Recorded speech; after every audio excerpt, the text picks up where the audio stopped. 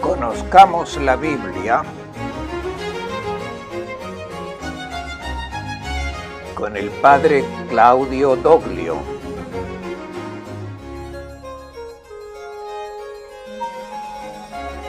Los Hechos de los Apóstoles, Atenas y Corinto.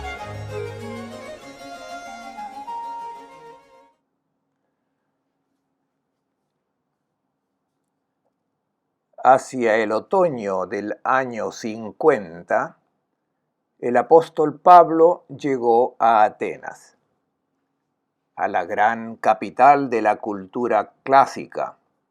El apóstol llegó solo, al final de un año desafiante, donde había viajado cientos, miles de kilómetros. Había salido el otoño anterior de Antioquía en Siria y había viajado por todas las regiones de Anatolia, la actual Turquía, hacia Tróade. Después, navegando 2 días, se trasladó a Europa. Evangelizó Filipos, luego Tesalónica, luego Berea. Allí dejó a Lucas, Timoteo y Silas para dirigir las nuevas comunidades nacidas en Macedonia y se trasladó solo a Atenas. Atenas ya no era una ciudad importante desde el punto de vista político y económico, pero seguía siendo la capital cultural del mundo griego. Era una ciudad llena de templos y estatuas. El judío Pablo tiembla al ver todas esas representaciones que según su educación religiosa no deberían haber existido.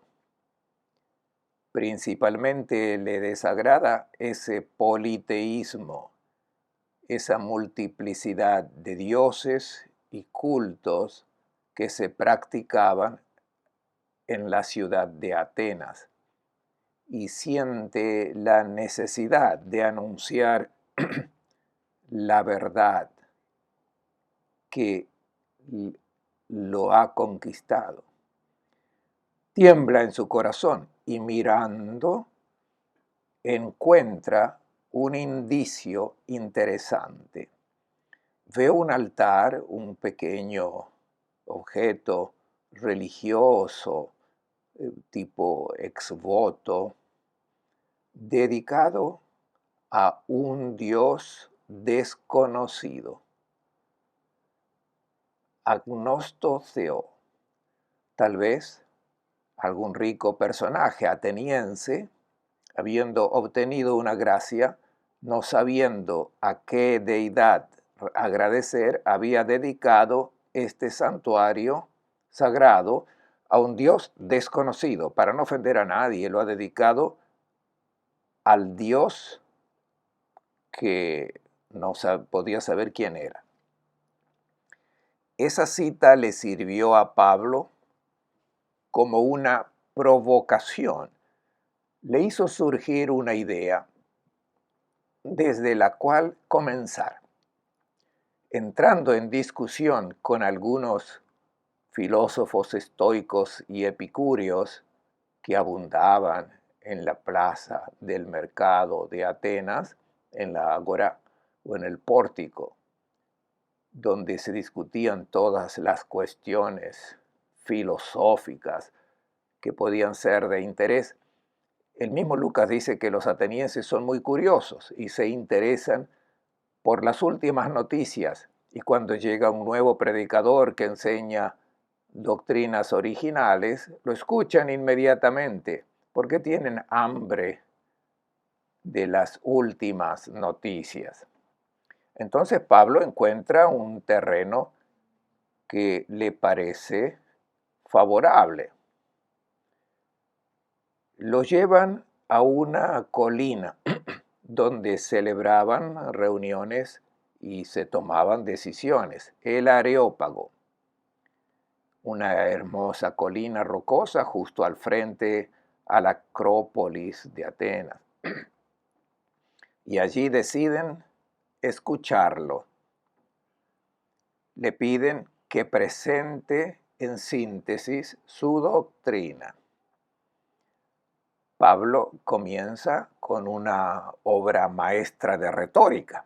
La segunda parte del capítulo 17 de los Hechos de los Apóstoles nos remite a este admirable discurso que el apóstol Pablo pronunció en Atenas, utilizando el método de la retórica clásica, adaptándose al oído, a los gustos y costumbres de sus interlocutores. Parece haber hecho bien, porque compone un discurso adecuado para los griegos. Y sin embargo, es un discurso fallido. No convence a los destinatarios. No se mueven a una adhesión de fe. Y tal vez Lucas quería esbozar un discurso un poco diferente al que Pablo estaba acostumbrado para enfatizar cómo un cierto tipo de predicación que quiere adaptarse demasiado a la audiencia no tiene éxito porque no comunica la novedad cristiana, sino que simplemente parece adaptarse a la forma común de pensar. Pablo emplea un lenguaje filosófico. Parte de esa expresión que vio escrita en las estatuas religiosas dice con una actitud de captatio benevolencia: veo que son hombres sumamente religiosos. Cuando estaba paseando y observando sus lugares de culto, encontré un altar con esta inscripción: al Dios desconocido. Ahora bien, yo vengo a anunciarles al que adoran sin conocer. Es el Dios que hizo el cielo y tierra y todo lo que hay en él. El que es Señor del cielo y la tierra no habita en templos construidos por hombres, ni pide que le sirvan manos humanos como si necesitase algo, porque Él da vida y alienta, que da todo a todos. Es una velada polémica contra el culto pagano, contra los templos y las estatuas, contra los servicios religiosos que traían alimentos a los dioses como ofrendas. Dice Pablo: el Dios que yo les anuncio es el que ha creado todo el mundo, que ha guiado a la humanidad e hizo que buscaran a Dios, que lo encontraran aún a tiendas. Entonces, este Dios buscado por los filósofos de ustedes, dice implícitamente, son como el ciego, porque no está lejos de ninguno de nosotros, ya que en Él vivimos y nos movemos y existimos. Es una fórmula estoica, puede adaptarse a esos filósofos. Como dijeron algunos de los poetas de ustedes. Y hace una cita del poeta griego Arato de Soli. Por tanto, si somos de raza divina, nosotros los hombres somos genos, el estirpe de Dios. Entonces, si somos parientes de Dios, no debemos pensar que Dios es semejante a la plata, el oro, la piedra modelados por la creatividad o la artesanía del hombre.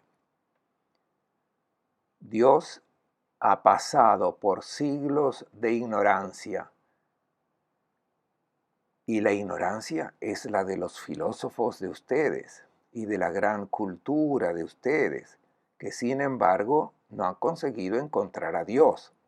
Ahora, el Dios que ustedes no conocen decide llenar su ignorancia y se ha establecido para darse a conocer a todos los pueblos, porque ha señalado una fecha para juzgar con justicia al mundo por medio de un hombre que él designó para esto. Y a este hombre lo ha acreditado ante todos, resucitándolo de la muerte. Viene a anunciar a Jesucristo. Ha partido desde lejos, hizo un poco de polémica, pero de manera velada utilizó el lenguaje de los filósofos y poetas y llega a anunciar la resurrección de Jesús. Cuando habla de la resurrección, lo bloquean y le dicen, tiempo perdido. En otra ocasión te escucharemos sobre este asunto. Ni siquiera entiende de qué está hablando Pablo.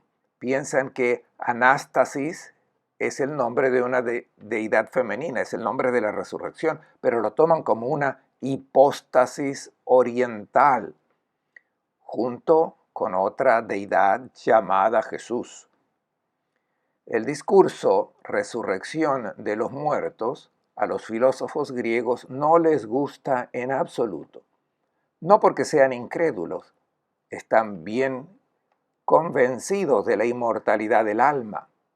Son herederos de una tradición platónica, pero creer en la inmortalidad del alma es algo diferente a anunciar la resurrección de la carne. Pablo está proponiendo el valor del cuerpo, de la humanidad concreta, mientras que la tradición griega está dispuesta a defender la inmortalidad del alma como liberación de la prisión corporal. Pablo está predicando el valor del cuerpo y de la historia humana, que en escatología, o sea, en la fase final del proyecto de Dios, será plenamente valorada y recreada. No lo escuchan, interrumpen ese discurso y no aceptan su predicación. Un muy pequeño grupo de personas permanece de alguna manera vinculado a Pablo, pero el mundo cultural de Atenas lo ha calificado como un charlatán. El narrador de los hechos emplea el término spermologos, uno que lanza palabras como un sembrador, pero en vano, es un charlatán que se contenta con divagaciones sin sentido. Pablo debe salir de la capital de la cultura con un fracaso sobre sus hombros, que le pesa aún más que la paliza que recibió en otras ciudades. Y así, a principios del invierno, llega a Corinto, no lejos de Atenas. Es una ciudad construida en el istmo que toma su nombre de la propia ciudad y por lo tanto se encuentra con dos puertos, uno en el Egeo y otro en el Jónico. Y era el paso de los barcos para evitar la circunvalación del Peloponeso, la parte sur de Grecia, con una costa muy dentada, llena de rocas, que hacía la navegación muy peligrosa, por lo que era mucho más conveniente llevar los barcos a la orilla y a través de una pista llamada Diolcos, camino a través del cual las embarcaciones podían cruzar el istmo de Corinto por tierra, haciendo un portaje yendo del Golfo de Corinto al Golfo Sarónico. La calzada, que debía extenderse entre 6 y 8 kilómetros, incluía una especie de carriles rudimentarios para transportarlos de puerto a puerto. Era necesario un día entonces, imaginen un barco que llega al puerto oriental, los marineros descargan las mercancías en carros, el barco es arrastrado a la orilla, hay trabajadores capaces de estas operaciones que transportan el barco afuera de fuerza de brazos y lo larga del istmo. Luego el barco se pone en agua en otro puerto. La mercancía se recarga y el barco puede salir. Se tarda un día o dos para hacer esta operación. Los marineros, mientras tanto, tienen un día libre y Corinto está equipado no solo para tener trabajadores para transportar la carga del barco, descargar y cargar la mercancía, sino también para ofrecer diversión a los marineros que tenían un día libre. Corinto era una ciudad de prostitución. Había muchos locales de mala fama que ofrecían vino, mujeres y música. Ofrecían el pasatiempo para una gran población proletaria que estaba de paso con dinero barato para disfrutar de la vida. La ciudad antigua de Corinto había sido destruida unos siglos antes y había sido reconstruida en la época de Julio César. El gran líder había pagado a sus veteranos con un pedazo de tierra y una casa en Corinto. Y muchos se habían mudado a vivir en Corinto. Se había convertido en una ciudad portuaria llena de tráfico, lugar ideal para los que tenían comercio. Allí vivían ricos empresarios del transporte y una marea de gente sencilla, diríamos proletarios, que vivían del trabajo manual, de expedientes o del entretenimiento. En esta ciudad de bajo nivel cultural y sobre todo moral, Pablo llega solo, cansado, decepcionado. Y en un ambiente como el del puerto, con todas las características que podemos fácilmente imaginar, Pablo comienza una predicación cristiana. Es interesante hacer la comparación entre la noble y culta Atenas y la popular, ignorante, vulgar Corinto. A pesar de esta contradicción, es solo en Corinto donde el Evangelio se arraiga. Entre los arrogantes aristócratas filósofos de Atenas, el Evangelio no se ha arraigado. En cambio, en ese ambiente infame de Corinto, encuentra hogar la predicación evangélica. Repensando estas cosas me viene a la mente la frase de Fabricio de André: del estiércol nacen las flores, de los diamantes no nace nada. Atenas representa el ambiente del diamante frío, que no da lugar a nada. Es la cultura cerrada en sí misma, egocéntrica y autorreferencial.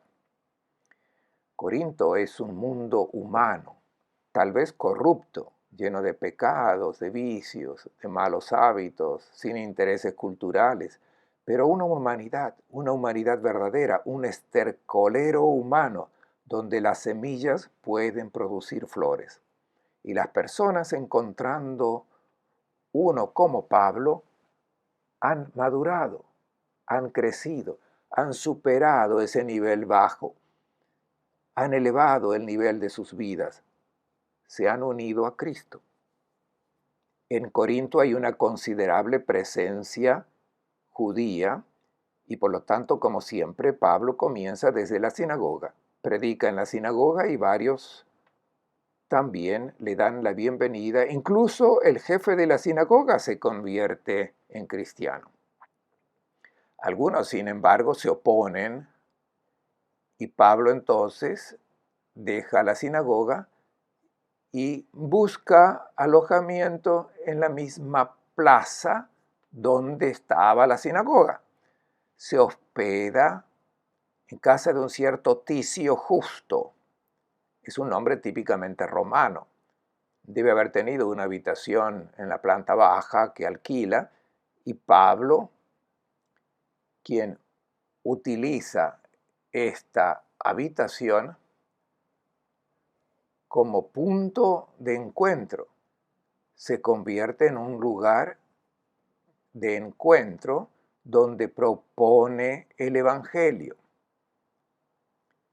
Recién llegado a Corinto, Pablo tuvo la suerte de encontrar en la sinagoga a dos judíos ricos que venían de Roma, Áquila y su esposa Prisca, conocida familiarmente como Priscila. En Roma hubo algunos problemas y el emperador Claudio había expulsado a los judíos de Roma.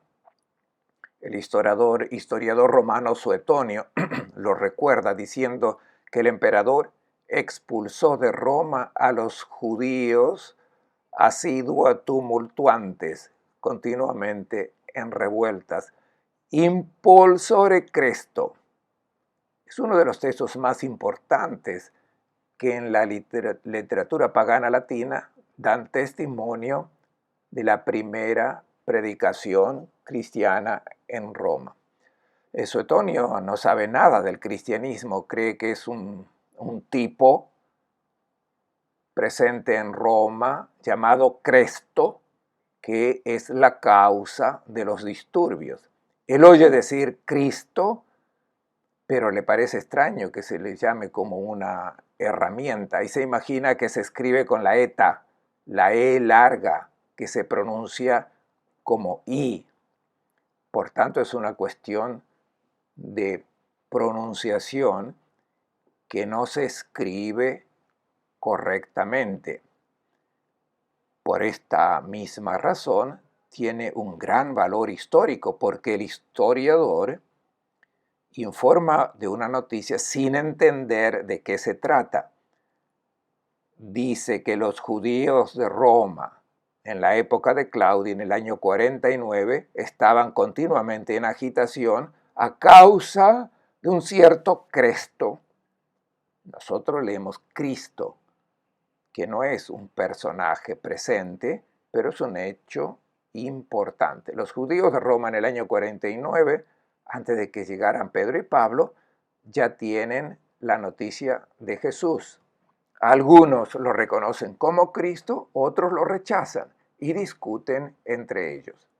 El emperador interviene de manera drástica y envía fuera a muchos de ellos, especialmente a los más ricos. Áquila y Priscila son víctimas de esta expulsión y cambian la ubicación de su fábrica, se trasladan a Corinto, un ambiente ideal para el comercio. Tienen una fábrica de lona, de tiendas, y como Pablo de oficio era tejedor de esteras, se encuentran en la sinagoga y contratan a Pablo. Le dan trabajo y hospitalidad en su casa. Quizás fueran ya cristianos, pero si no, seguramente conociendo a Pablo se convierten. En su tiempo libre, Pablo predica el Evangelio, trabaja con sus manos y se gana la comida. En su tiempo libre va a ese lugar en la plaza de la sinagoga y se reúne con la gente. Conoce a la gente de Corinto. esa gente que está de paso y ofrece otro tipo de diversión. Ofrece una palabra evangélica. Cuando Silas y Timoteo llegan de Macedonia, trabajan ellos para mantener el grupo y Pablo tiene todo el tiempo disponible para predicar el evangelio. Se detiene 1 año y medio. Es un récord. Hasta este momento nunca había parado tanto en una ciudad. Evidentemente encuentra que hay una gran cantidad de gente en esa ciudad, por lo que se compromete con gran celo por la proclamación del Evangelio. 1 año y medio después hubo cambio de gobernador, porque Corinto es la capital de Acaya, del sur de Grecia, y esto hace que los judíos se aprovechen de ello para acusar a Pablo.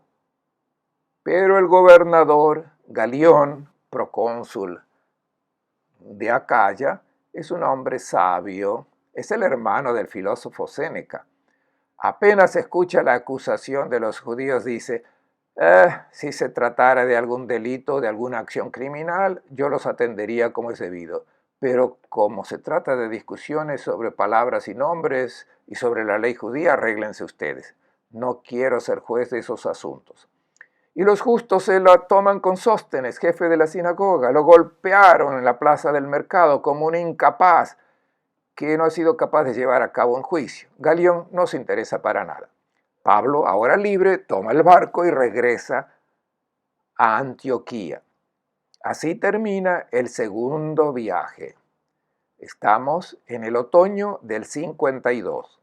Ha concluido otro momento significativo en el que el apóstol ha dado vida a nuevas y hermosas comunidades cristianas.